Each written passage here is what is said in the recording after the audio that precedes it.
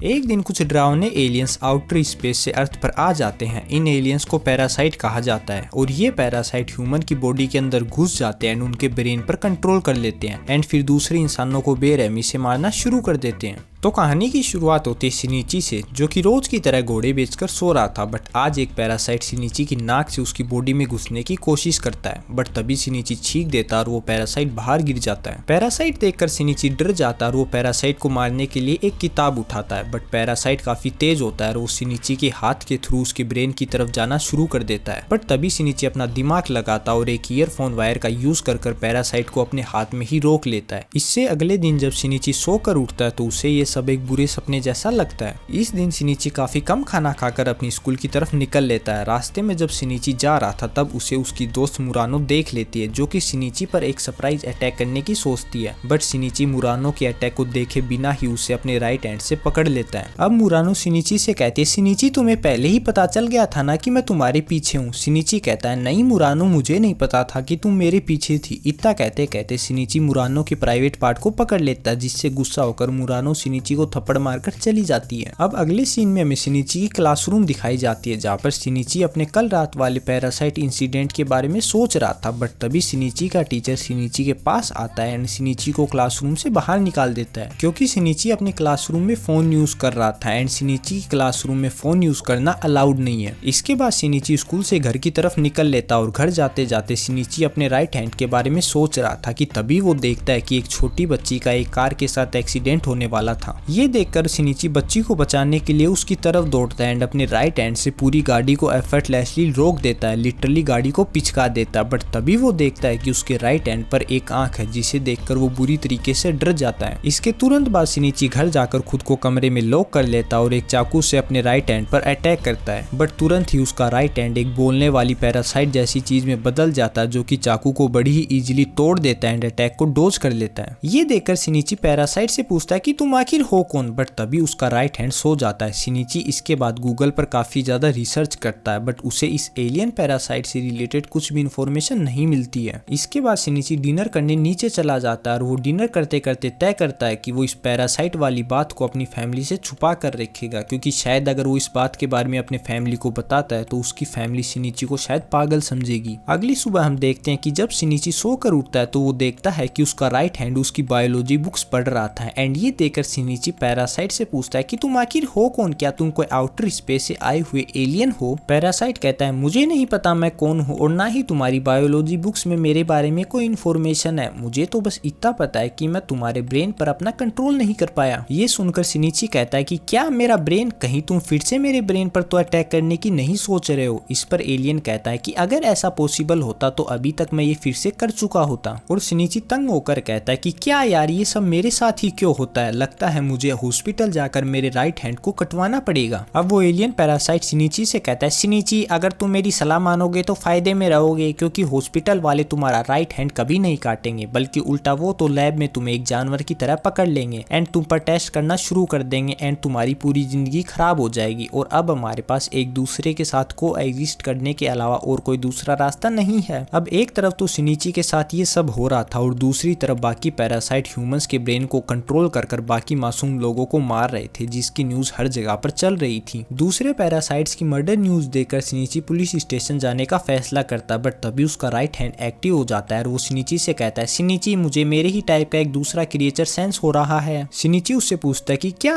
तुम्हें कैसे पता चला, जिससे पैरासाइट शिनिची को बताता है कि हम लोग रेडियो वेव्स को एमिट करते हैं, जिससे हम एक दूसरे को पहचान सकते हैं। वो शिनिची से कहता है कि दूसरा पैरासाइट यहाँ से 200 मीटर की दूरी पर है और वो दोनों दूसरे पैरासाइट की तरफ जाने लगते हैं। चलते चलते शिनिची की रास्ते में फट जाती है और वो दूसरी तरफ भागने लगता है, बट पैरासाइट उसे रोक कर उसे अच्छी तरीके से समझाता है कि अभी हमें मेरे बारे में और इन्फॉर्मेशन चाहिए, जिसे सुनकर शिनिची फिर से चलने के लिए मान जाता है। इसके बाद जैसे ही वो दोनों दूसरे पैरासाइट के पास पहुंचते हैं तो वो देखते हैं कि दूसरा पैरासाइट एक डॉग पैरासाइट होता है, जो कि दूसरे कुत्तों को मारकर खा रहा होता है। अब डॉग पैरासाइट से थोड़ी सी बातें करने के बाद में शिनिची का राइट हैंड शिनिची से कहता है, शिनिची यहाँ से तुरंत भाग जाओ, क्योंकि इस डॉग पैरासाइट की इंटेंशन तुम्हें मारने की है। और वो दोनों वहाँ से भागकर एक प्लेग्राउंड में पहुंच जाते हैं, जहाँ पर शिनिची का राइट हैंड शिनिची से कहता है कि शिनिची लड़ने के लिए तैयार हो जाओ, क्योंकि अगर तुम मर जाओगे तो तुम्हारे साथ साथ मैं भी मर जाऊंगा। और तभी हम देखते हैं कि वो डॉग पैरासाइट उड़ते उड़ते उन दोनों की तरफ आ रहा होता है। एंड अब उस डॉग पैरासाइट एंड शिनिची के राइट हैंड के बीच में एक खतरनाक लड़ाई शुरू हो जाती है। बट शिनिची का राइट हैंड डॉग पैरासाइट के दिल को बड़ी ही आसानी से काट कर निकाल देता है एंड उसे कुचल देता है। एंड वो डॉग पैरासाइट वहीं पर तड़प तड़प कर मर जाता है। इस लड़ाई के बाद शिनिची महसूस करता है कि इस पैरासाइट में रत्ती भर भी दया नहीं है और ये सिर्फ अपने लाइफ के बारे में ही सोचता है। अब इसके बाद हम एक लड़की को देखते हैं जिसे कुछ गुंडे छेड़ रहे होते हैं। तभी वहाँ पर एक आदमी आ जाता है एंड वो उस लड़की को उन गुंडों से बचाता है एंड उस लड़की से कहता है कि आओ मैं तुम्हें घर तक छोड़ देता हूँ। अब वो दोनों उस लड़की के घर की तरफ जा ही रहे होते हैं कि तभी पीछे से उन्हीं में से एक गुंडा उस आदमी के सर पर आयरन रोड से हमला कर देता है और सभी गुंडे उसे घेर लेते हैं। वो व्यक्ति उन गुंडों से कहता है मुझे नहीं लगता मेरा पेट तुम सभी लोगों को डाइजेस्ट कर पाएगा, 4 लोग बहुत ही ज्यादा हो जाएंगे। और तभी उस व्यक्ति का सर 3 हिस्सों में डिवाइड होता है एंड वो उन चारों को एक ही झटके में मार डालता है, लड़की सहित। अगले दिन हम शिनिची को देखते हैं जो कि अपनी स्कूल की तरफ जा रहा होता है एंड उसका राइट हैंड शिनिची से पूछता है कि क्यों भाई शिनिची, अब नहीं जाना तुम्हें पुलिस के पास। एंड शिनिची कहता है कि अगर तुम्हारे बिना कोई और एलियन मुझ पर अटैक करता है तो मैं मर जाऊंगा। एंड इसके बाद शिनिची का राइट हैंड खुद को एक नया नाम देता है, मिगी। अब थोड़ी देर बाद शिनिची अपनी स्कूल पहुंच जाता है, जहाँ पर वो अपनी एक दोस्त की मदद लेकर मोरानो से माफी मांगता है एंड मोरानो भी थोड़े बहुत नखरे दिखाकर शिनिची को माफ कर देती है एंड एक साथ पैनकेक्स खाने चलने के लिए कहती है। अब मोरानो के जाने के बाद एक लड़का आता है जो कि शिनिची को मोरानो से दूर रहने के लिए कहता है एंड शिनिची को मारने लगता है। बट तभी शिनिची का राइट हैंड एक्टिवेट हो जाता है एंड उस बंदे को एक ही गुस्से में मारकर भगा देता है। अगले सीन में शिनिची की एक फ्रेंड उसे बताती है कि आजकल ऑल अराउंड दी वर्ल्ड काफी ज्यादा खतरनाक मर्डर हो रहे हैं, जिनकी वीडियो भी काफी ज्यादा वायरल हो रही है एंड उन वीडियो में लिटरली लोगों को बीच में से काटा हुआ है। इसके बाद घर जाकर शिनिची भी थोड़ी रिसर्च करता है, जिससे वो कन्फर्म हो जाता है कि मिगी के अलावा और भी काफी पैरासाइट अर्थ पर है जो कि लोगों को बेरहमी से मार रहे हैं। ये सारे मर्डर्स देखकर शिनिची मिगी से कहता है कि क्या हमें सच में चुप रहना चाहिए। ये सुनकर मिगी कहता है कि इसमें गलत क्या है, तुम ह्यूमंस भी तो अपने से लोअर एनिमल्स को काफी बेरहमी से मार डालते हो। एंड अब मिगी कहता है कि सुनो शिनिची, अगर तुम कुछ भी ऐसा करते हो जिससे मुझे हार्म होता है तो मैं तुम्हारे नाक, कान, आँख एंड इन सभी चीजों को काट डालूंगा, जिसके बाद तुम ना ही देख पाओगे ना ही कुछ कह पाओगे, क्योंकि इन सभी चीजों की तुम्हें जरूरत है, मुझे नहीं। और अब शिनिची तुम्हें थोड़ी देर आराम करना चाहिए। मिगी का ये रूप देखकर शिनिची डर जाता है एंड थोड़ी देर आराम करता है। अब थोड़ी देर बाद शाम हो जाती है और हम एक दूसरे पैरासाइट को देखते हैं जो कि मिगी को अपने आसपास सेंस करता है। दूसरी तरफ मिगी भी शिनिची को ये बात बता देता है कि उनके आसपास उसी की तरह का एक दूसरा पैरासाइट है एंड मिगी शिनिची को उस पैरासाइट से दूर जाने के लिए कहता है। बट शिनिची भागने की बजाय एक ऐसी जगह जाता है जहाँ पर कोई भी लोग ना हो, क्योंकि शिनिची इस पैरासाइट को मारना चाहता है एंड वो मिगी से इस काम को करने के लिए मदद भी मांगता है। मिगी और शिनिची बात कर ही रहे थे कि इतनी देर में वो ह्यूमन पैरासाइट वहां पर पहुंच जाता है एंड कहता है कि अच्छा इसीलिए तुम मुझसे भाग रहे थे, कितने शर्म की बात है कि तुम अपने ह्यूमन होस्ट का ब्रेन कंट्रोल नहीं कर पाए। और ये कहकर वो आगे बढ़ने लगता है। बट मिगी पैरासाइट से कहता है कि यहीं रुक जाओ, अगर तुम शिनिची पर अटैक करोगे तो मुझे तुम्हें मारना होगा, क्योंकि मेरी लाइफ शिनिची से जुड़ी हुई है। ये सुनकर दूसरा पैरासाइट रुक जाता और मिगी से कहता है कि अरे तुम तो बड़ी ही अजीब सिचुएशन में हो, बट तुम चाहो तो मेरी बॉडी में ट्रांसफर हो सकते हो। ह्यूमन पैरासाइट की ये बात सुनकर मिगी सोच में पड़ जाता और कहता है कि ट्रांसफर क्या ऐसा सच में पॉसिबल है। ये बात सुनकर दूसरा पैरासाइट कहता है कि लगता है तुम्हें अभी भी बहुत कुछ सीखना बचा हुआ है। ऐसा कहने के साथ ही ह्यूमन पैरासाइट अपने ब्रेन को एक लंबे से ब्लेड में ट्रांसफॉर्म करता है, जिससे वो अपने राइट हैंड को काट देता है एंड मिगी को उसके राइट हैंड पे आने के लिए कहता है एंड बताता है कि अगर हम दोनों एक ही बॉडी में आ जाएंगे तो हम बहुत ही ज्यादा पावरफुल हो जाएंगे एंड 140 साल से भी ज्यादा जिंदा रह पाएंगे। मिगी दूसरे पैरासाइट की इन सभी बातों का कोई भी जवाब नहीं देता, जिसकी वजह से दूसरा पैरासाइट कहता है कि अगर मैं तुम्हारे होस्ट को ही मार डालूंगा तो तुम अपने आप ही मेरे पास आ जाओगे। और वो पैरासाइट अपने ब्लेड से शिनिची पर अटैक कर देता है। बट मिगी शिनिची पर अटैक होने से पहले ही दूसरे पैरासाइट को बीच में से काट डालता है, जिससे वो पैरासाइट तड़प तड़प कर मर जाता है। शिनिची मिगी से कहता है कि क्या अभी अभी तुमने मेरी जान बचाई, जिस पर मिगी कहता है कि नहीं, ऐसी कोई भी बात नहीं है, मुझे नहीं लगता ऐसा कोई भी ट्रांसफर पॉसिबल था, इसीलिए मैंने उसे मार डाला। और जब तक मुझे पूरी इन्फॉर्मेशन का पता ना हो मैं मेरी लाइफ के साथ बिल्कुल भी रिस्क नहीं लेना चाहता। मुझे मेरी लाइफ काफी ज्यादा पसंद पसंद है। अगली सुबह हम मोरानो और शिनिची को देखते हैं जो कि एक रेस्टोरेंट में बैठकर खाना खा रहे होते हैं। थोड़ी देर बाद जब वो घर की तरफ जाते हैं तो वो 3 लड़कों को देखते हैं जो कि एक बिल्ली के बच्चे को रेत में फंसाकर उसे पत्थर मारने की कोशिश कर रहे होते हैं। ये सब देखकर शिनिची उस बिल्ली के बच्चे को रेत से निकालकर भगा देता है और उन तीनों लड़कों से कहता है कि ये बिल्ली भी हमारी तरह एक लिविंग क्रिएचर है, तुम्हारे खेलने के लिए कोई खिलौना नहीं है। और ऐसा कहकर जैसे ही शिनिची पार्क से बाहर जाने लगता है वो तीनों लड़के शिनिची पर अटैक कर देते हैं, बट शिनिची बिना देखे ही उन तीनों के पत्थर को अपने राइट हैंड से पकड़ लेता है, जिससे डरकर वो तीनों लड़के भाग जाते हैं। अब अगले दिन शिनिची स्कूल की तरफ जा रहा होता है और तभी रास्ते में मिगी उससे बताता है कि उसी की स्पीसीज का एक और पैरासाइट उन दोनों के आसपास है, जिसका पीछा करते करते वो दोनों स्कूल पहुंच जाते हैं। मतलब ये वाला पैरासाइट उन दोनों की स्कूल में है। अब थोड़ी देर बाद स्कूल शुरू हो जाती है जहाँ पर असेंबली में स्कूल प्रिंसिपल सभी स्टूडेंट्स को उनकी न्यू मैथ टीचर से मिलाते हैं जिसका नाम तामियो रियोका होता है। और मिगी शिनिची से कहता है शिनिची यही है वो पैरासाइट, और शिनिची गलती से उस पैरासाइट से आई कांटेक्ट कर लेता है एंड तामियो भी उन दोनों को पहचान लेती है। अब इसके बाद हम शिनिची के क्लासरूम को देखते हैं जहाँ पर तामिया उन सभी को पढ़ा रही होती है और वो शिनिची को क्लास के बाद उससे ऑफिस में मिलने के लिए बोलती है। शिनिची जैसे ही तामिया से मिलने जाता है तामिया शिनिची से कहती है कि चिंता मत करो, मुझे तुम्हें मारने की कोई भी इंटेंशन नहीं है, मैं तो बस तुम दोनों से स्कूल के बाहर मिलना चाहती हूँ। और शिनिची तामिया की इस बात पर एग्री कर जाता है। अब स्कूल खत्म होने के बाद शिनिची एक ट्रेन पकड़कर तामिया से मिलने एक होटल में चला जाता है जहाँ पर वो अपने साथ एक और मेल पैरासाइट को लाती है जिसका नाम मिस्टर ए होता है। तामिया शिनिची से पूछती है कि शिनिची तुम्हें क्या लगता है हम लोग कौन है, जिस पर शिनिची कहता है कि तुम लोग मैन ईटिंग मॉन्स्टर्स हो। इसके बाद तामिया बताती है कि उसने और मिस्टर ए ने सेक्स ट्राई किया था और अब वो प्रेग्नेंट भी है, तो बताओ शिनिची अब मेरे पेट में क्या है। शिनिची कुछ बोल पाता इससे पहले मिगी कहता है कि एक नॉर्मल ह्यूमन बेबी, तुम्हारे पेट में एक नॉर्मल ह्यूमन बेबी है। तामिया कहती है कि हम लोग रिप्रोड्यूस नहीं कर सकते, आखिर हम लोग हैं क्या। एंड मिगी भी तामिया की इस बात से एग्री करते हुए कहता है कि तुमने सही कहा, मैं भी इस बारे में काफी दिनों से सोच रहा हूँ। अब मिस्टर ए अपनी जगह से उठते हैं एंड कहते हैं कि मैं यहाँ से जा रहा हूँ, मुझे नहीं जानना कि मैं कौन हूँ एंड इससे कोई फर्क भी नहीं पड़ता, मुझे तो बस इतना पता है कि मुझे जब भी भूख लगती है मैं ह्यूमंस को खाता हूँ एंड जो भी मेरे रास्ते में आता है उसे मार डालता हूँ। अब मिस्टर ए के जाने के बाद में तामिया शिनिची से कहते हैं कि अगर तुम कभी भी मुझ पर अटैक करने की कोशिश करोगे तो मैं पूरी क्लास को मार डालूंगी, जिसमें तुम्हारी फ्रेंड भी है, मुझे मेरी करंट आइडेंटिटी चेंज नहीं करनी है। अब अगली सुबह तामिया बच्चों को क्लासरूम में पढ़ा रही होती है और तभी मिगी और तामिया को एक पैरासाइट की प्रेजेंस फील होती है और ये पैरासाइट और कोई नहीं बल्कि तामिया का पार्टनर मिस्टर ए ही होता है जो कि उन्हें मारने आया होता है। और अब सिक्योरिटी कैमरा को तोड़कर मिस्टर ए स्कूल के अंदर घुस जाते हैं। काफी टीचर मिस्टर ए को रोकने की कोशिश करते हैं बट मिस्टर ए उन सभी टीचर्स को मार डालता है। और अब इस सिचुएशन को देखकर स्कूल का प्रिंसिपल ये अनाउंसमेंट कर देता है कि सभी स्टूडेंट यहाँ से भाग जाए क्योंकि स्कूल के अंदर एक इंट्रूडर घुस चुका है। अनाउंसमेंट के बाद सभी स्टूडेंट स्कूल से बाहर जाने लगते हैं और मिगी शिनिची से कहता है कि शिनिची यहीं पर रुक जाओ, हमें मिस्टर ए को मारना होगा क्योंकि वो हमें ही मारने आया है, वो तो बस इतने सारे स्टूडेंट की वजह से हमारी लोकेशन को पिन पॉइंट नहीं कर पा रहा है। और अब क्योंकि मिस्टर ए स्टूडेंट्स को भी मार सकता था इसीलिए शिनिची 3rd फ्लोर पर चला जाता है जहाँ पर वो अपने आसपास एक बेंच की वॉल क्रिएट कर डालता है और मिगी शिनिची को लड़ने के लिए एक रोड पकड़ा देता है क्योंकि इस लड़ाई में मिगी के साथ साथ शिनिची को भी लड़ना होगा। अब जैसे ही मिगी शिनिची को रोड पकड़ाता है तभी मिस्टर एक खिड़की तोड़कर उन दोनों के सामने आ जाते हैं और कहते हैं कि तुम दोनों सरेंडर कर दो क्योंकि वैसे भी तुम दोनों मरने वाले हो। और ये बोलकर वो शिनिची पर अटैक करना शुरू कर देते हैं। अब मिगी एंड मिस्टर ए के बीच में भयंकर लड़ाई शुरू हो जाती है। दरअसल मिगी का प्लान ये होता है कि मिगी शिनिची को डिफेंड करेगा एंड शिनिची अटैक, क्योंकि ये पैरासाइट ह्यूमंस को काफी कमजोर समझते हैं एंड यही इनकी कमजोरी है। अब शिनिची हिम्मत कर धीरे धीरे उस पैरासाइट की तरफ बढ़ने लगता है और उस पैरासाइट की छाती में उस रोड को घुसा देता है जिसकी वजह से मिस्टर ए की बॉडी का सारा कीमती ब्लड उस रोड के थ्रू बाहर निकलने लगता है। और अब अपनी बॉडी को मरता हुआ देखकर मिस्टर ए तामिया के पास रिलोकेशन के लिए जाता है बट हम देखते हैं कि तामिया मिस्टर ए का ही वेट कर रही होती है क्योंकि तामिया उस पैरासाइट को सिलेंडर से उड़ा देती है एंड खुद वहां से बचकर भाग निकल जाती है। अब थोड़े दिन के बाद सब कुछ नॉर्मल हो जाता है और तामिया प्रेग्नेंट होने की वजह से स्कूल से रिजाइन कर देती है। और शिनिची तामिया से पूछता है तो तुम इस बच्चे के साथ क्या करने वाली हो। और तामिया उसे कहते हैं कि शायद कुछ एक्सपेरिमेंट में काम आ जाए और अगर काम नहीं आए तो इसे खा जाऊंगी। और ये सुनकर शिनिची गुस्से में आ जाता है और तामिया उसे डराने के लिए एक खतरनाक फॉर्म में आ जाती है। मिगी कहता है शिनिची हम इसे नहीं लड़ सकते, बहुत ही ज्यादा स्ट्रॉन्ग है। और तामिया वहां से चली जाती है। अब शाम को तामिया की मोम उससे मिलने आती है और वो तुरंत ही पहचान जाती है कि ये लड़की तामिया नहीं बल्कि कोई और है। बट जैसे ही तामिया की मोम पुलिस को फोन लगाने लगती है वैसे ही वो पैरासाइट तामिया की मोम को मार डालती है। अब अगले दिन जैसे ही शिनिची सोकर उठता है तो वो देखता है कि मिगी मिगी ने अब एक नई एबिलिटी को गेन कर लिया जिसकी वजह से अब वो कुछ समय के लिए शिनिची की बॉडी से अलग इंडिविजुअली भी वर्क कर सकता है। सुबह का नाश्ता करने जैसे ही शिनिची नीचे आता है तो उसके पेरेंट्स उसे बताते हैं कि वो दोनों एक वेकेशन ट्रिप पर जाने के बारे में सोच रहे होते हैं क्योंकि शिनिची के पापा के काम की वजह से वो आज तक कभी ढंग से घूम ही नहीं पाए थे। ट्रिप की बात सुनकर पहले तो शिनिची मॉम एंड डैड को जाने से मना कर देता है, बट थोड़ा सा सोचने एंड मिगी के समझाने की पैरासाइट ज्यादातर पॉपुलेशन वाली सिटीज में ही होती है, इसीलिए ट्रिप पर तुम्हारे पेरेंट्स सेफ रहेंगे। इसीलिए अब शिनिची अपने मॉम एंड डैड से माफी मांगता है एंड उन्हें बिना किसी पैरासाइट की चिंता के उनकी वेकेशन ट्रिप पर जाने देता है। तो बस यही थी हमारी आज की एनिमे एंड अगर आपको इस एनिमे का नेक्स्ट पार्ट देखना तो उसकी लिंक आपको एंड स्क्रीन में पिन कमेंट या फिर डिस्क्रिप्शन में मिल जाएगी। एंड अगर आपको ये वीडियो पसंद आए तो इस वीडियो को लाइक कर दीजिए एंड चैनल को सब्सक्राइब कर दीजिए। एंड हाँ, मिलते हैं बाद में।